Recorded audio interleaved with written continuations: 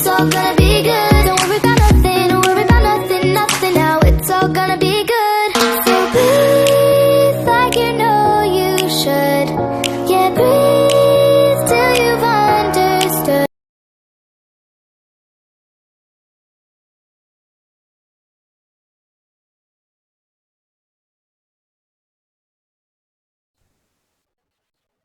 Selamat pagi Bapak dan teman-teman semuanya.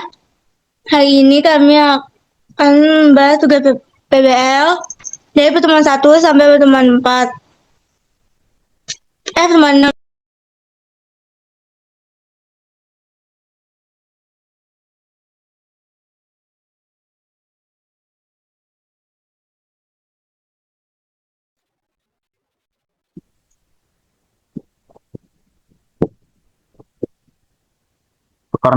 Perkenalkan, nama saya Yosef Arfian Budiman dari kampus BSI Cengkareng dengan NIM 442500578.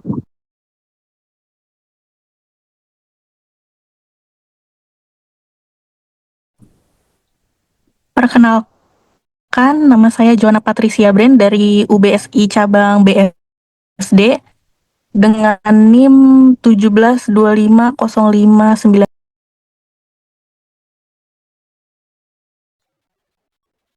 Perkenalkan, nama saya Jonathan Prestiadi dari kampus Cikampek dengan NIM 19240777.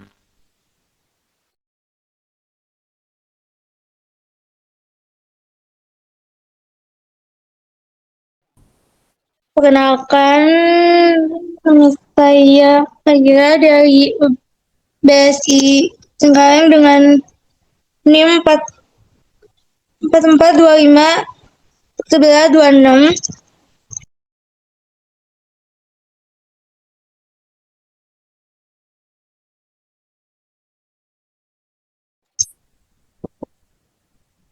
Pada ini, Pri, duluan Pri, perkenalan. Oke. Perkenalkan, nama saya Prianto dengan NIM 44251600, asal dari BSI Cengkareng.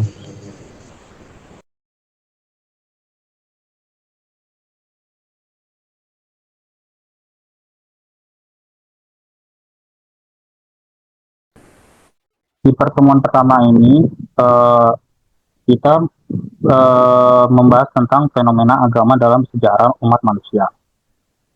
Agama adalah suatu fenomena yang selalu hadir dalam sejarah umat manusia. Bahkan dapat dikatakan bahwa sejak manusia ada, fenomena agama telah hadir.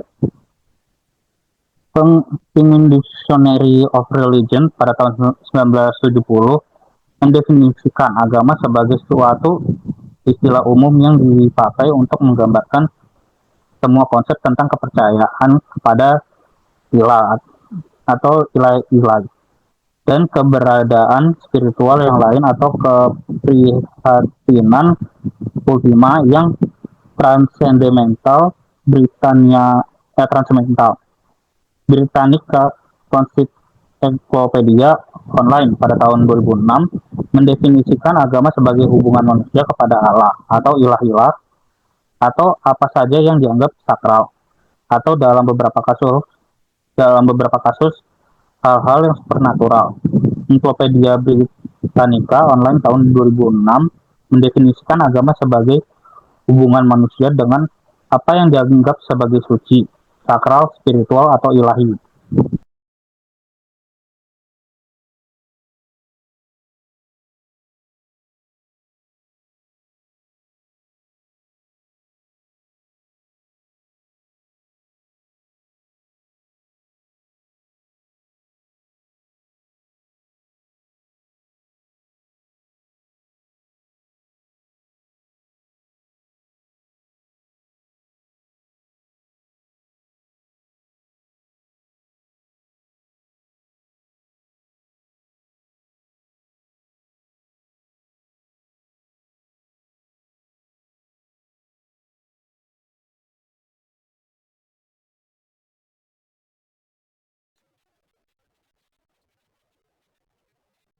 Ya, mungkin saya dulu ya.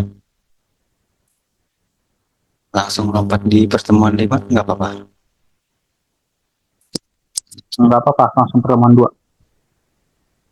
Pertemuan 5. Langsung pertemuan kedua aja, ntar pas pembahasan tentang apa namanya pengalaman kita itu terakhir aja buat Ya, ya. kesimpulannya gitu. Pertemuan 2. Nah, pada pertemuan 2 ini yaitu judulnya fungsi agama dalam kehidupan manusia. Philip Goldberg yang merangkum berbagai fungsi agama, beri daftar fungsi agama, transmisi atau pewarisan, translasi atau penerjemah, transaksi, transformasi, dan transdensi. Ada 8 fungsi agama, kemudian 2 fungsi agama di Indonesia. Gratifikasi adalah suatu usaha atau tindakan yang dilakukan untuk memuluskan suatu pekerjaan atau suatu kepentingan dengan cara memberikan sesuatu, baik berupa uang ataupun bentuk lainnya. Paulus mengungkapkan bahwa cinta uang adalah motivasi terbesar orang menerima gratifikasi atau suap. Menurut Alkitab, salah satu kewajiban warga negara adalah membayar pajak.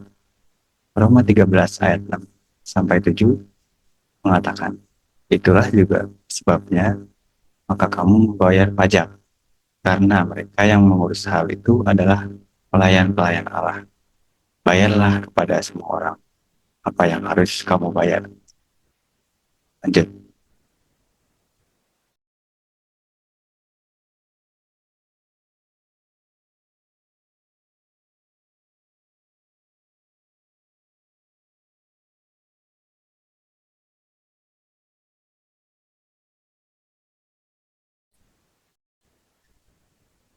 Pada pertemuan 3, ini 3 apa 4? Sorry, 3. Pada pertemuan 3 dengan judul materi implikasi kepercayaan kepada Allah. Apa yang kita percayai menentukan bagaimana kita menjalani hidup kita. Karena itu pada bagian ini kita akan menanya atau bertanya secara kritis apa implikasi kepercayaan kepada Allah sebagai pencipta, penyelamat, dan pembaru bagi kehidupan praktis sehari-hari. Yang pertama ada implikasi kepercayaan kepada Tuhan sebagai pencipta, yaitu manusia diciptakan oleh Tuhan, berarti manusia adalah alat bagi Tuhan. Manusia diciptakan supaya memuliakan nama Tuhan, karena itu berarti kita sebagai alat Tuhan akan dipergunakan untuk memuliakan nama Tuhan dan dalam kehidupan di dunia. Oleh karena itu, semua yang kita lakukan adalah kehendak Allah melalui kita sebagai umat manusia atau sebagai alatnya di dunia. Itu membuat kita harus selalu bersyukur dan berterima kasih kepada Allah. Yang kedua, implikasi kepercayaan kepada Allah sebagai penyelamat bagi kehidupan praktis. Kita juga percaya bahwa Allah adalah penyelamat manusia. Allah berperan aktif untuk menyelamatkan manusia di dunia untuk hidup kekal bersamanya di surga. Itulah yang kita sebut kasih Allah. Maka bila saja Allah mengasihi kita, apalagi kita sesama manusia harus saling mengasihi. Yang ketiga ada implikasi kepercayaan bahwa Allah adalah pembaru dalam Roh Kudus, yaitu Allah bekerja melalui Roh Kudus di dunia untuk menyelamatkan manusia.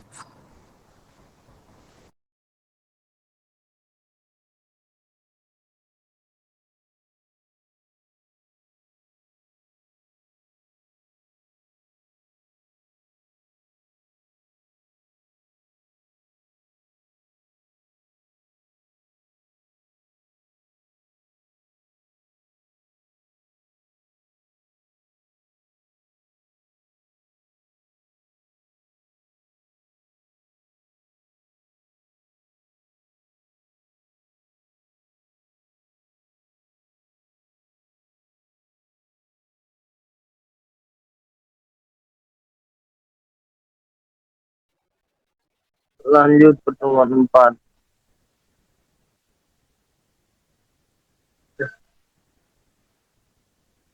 teologi Kristen tentang hakikat Allah. Pada bagian ini, kita diajak untuk menoleh ke belakang untuk memahami bagaimana para teologi Kristen mengumuli dan mendapatkan beberapa isu sekitar hakikat dan sifat Allah. Tujuannya terutama untuk memahami bahwa isu-isu pada masa kini diperdebatkan itu bukanlah hal baru dan memahami bagaimana para pendahulu mencoba memecahkan hal-hal yang sulit dan rumit. Ajaran yang paling sulit dimengerti dan dijelaskan adalah ajaran tentang Trinitas. Suatu ajaran yang sudah menjadi pokok perdebatan sejak awal kehadiran kekristenan, suatu yang tidak bisa juga dihindari karena memang Alkitab sebagai dasar kepercayaan Kristen menggambarkan Allah dengan berbagai cara. Dari aktivitasnya, kita menyebutkan bahwa Allah menciptakan atau dalam Allah Bapa menyelamatkan atau dalam Yesus Kristus dan memperbarui atau melalui Roh Kudusnya. Hal ini saja sudah menunjukkan nuansa Trinitas. Ketiga macam penyataan diri Allah yang adalah tunggal atau satu. Menurut Alistair A. McGrath, the Trinity is a completely discussed area of Christian theology.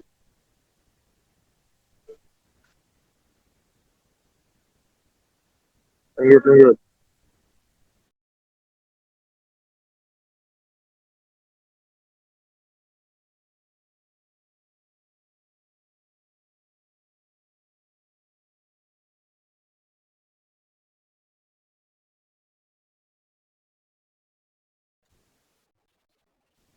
Manusia menurut ajaran Kristen.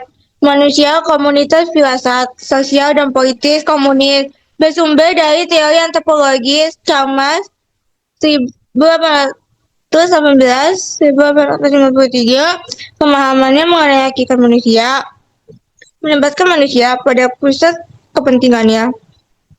Dan karena itu berpendapat bahwa karena manusia adalah ciptaan dirinya sendiri.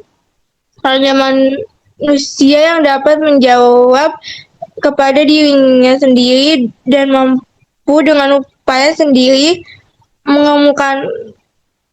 menemukan tujuannya dengan kebebasan yang absolut. Mas juga menerima pendapat Ludwig Feuerbach bahwa Allah orang Kristen hanya suatu refleksi fantastis untuk gambaran dalam cermin dari dirinya sendiri. Manusia humanis, tak ada pola tunggal pemikiran humanis. Ia bisa mencangkup eksistensi ilmiah, positivisme, liberal, atau populer yang kadang-kadang saling bertentangan satu sama lain. Dalam pengertian yang luas, humanisme berpusat pada relasi manusia, memberi manusia semua kepentingan dan imperatif yang memenuhi cukup. Manusia adalah ciptaan Allah. Manusia diciptakan menurut gambar Allah. Manusia sebagai makhluk sosial.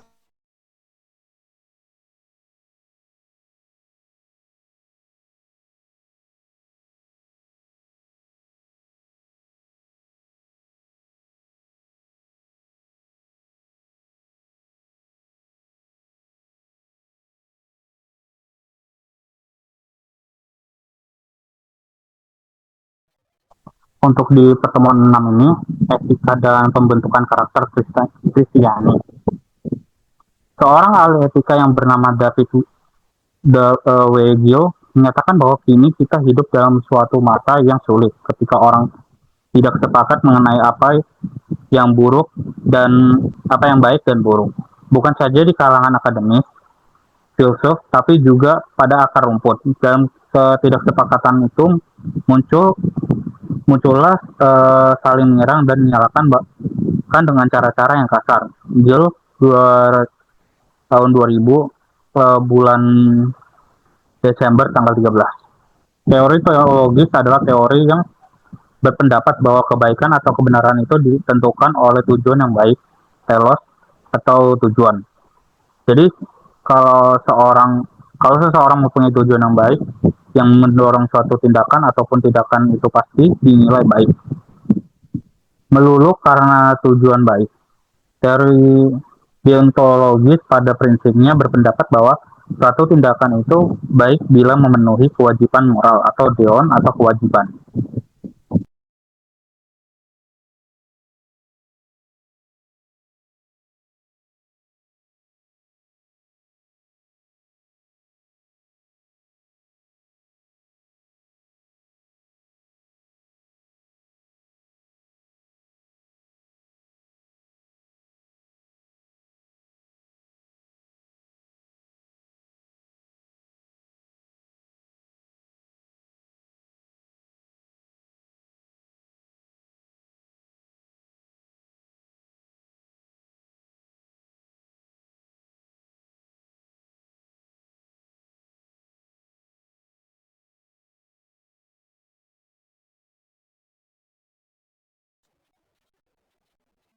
Lanjut ke sharing ini. Sabar-sabar, itu masih ada yang belum tunggu.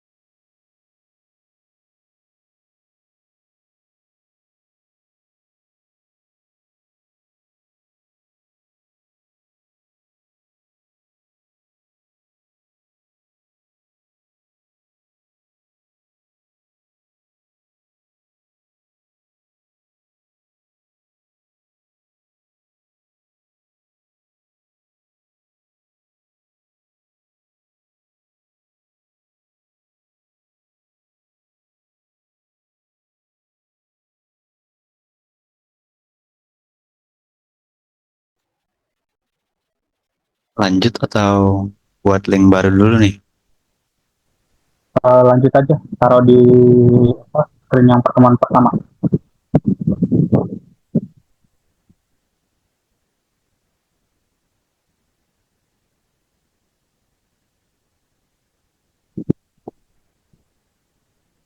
Oke, ini yang di pertemuan pertama kan tadi kita ngebahas tentang fenomena agama dalam sejarah umat manusia. Nah, kalau kita taruh berbasis dengan pengalaman nih, di pengalaman saya nih, saya menyadari bahwa kegelisahan atau rasa kosong yang kadang kita alami itu sebenarnya adalah sinyal kalau kita memang diciptakan untuk mencari Tuhan. Agama bukan cuma soal di status di KTP, tapi soal respon kita terhadap kehadiran ilahi yang sudah ada sejak manusia pertama ada.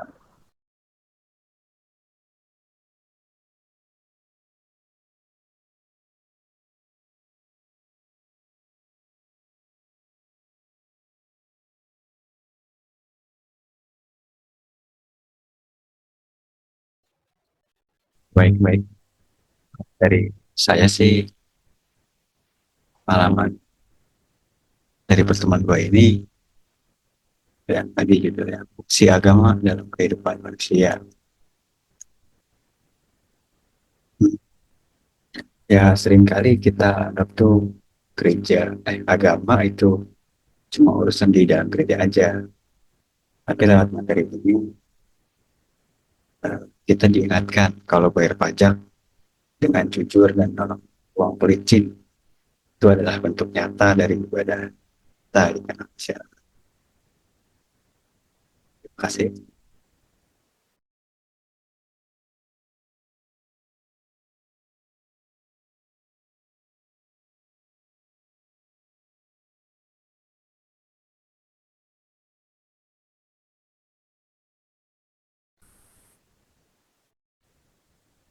Dalam pertemuan ketiga ini,